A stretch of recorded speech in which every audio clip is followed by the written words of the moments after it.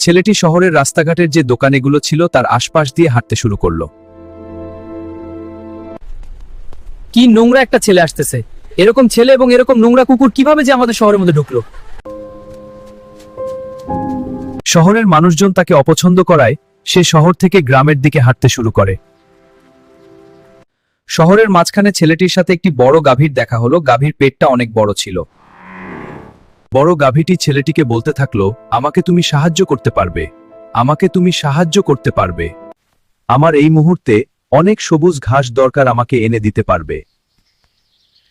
তখন ছেলেটি জমির মধ্যে চলে গেল, গাভীর জন্য বড় বড় ঘাস তুলতে থাকলো। এই গরু, এই ঘাস খা, ভালো লাগবে। দেখ, সোনার পায়খানা! এ কি করে হলো? ছেলেটা এটা বিক্রি করে অনেক বড়লোক হয়ে গেল। তোমার এরকম বন্ধু থাকলে একটা সাবস্ক্রাইব করে দিও।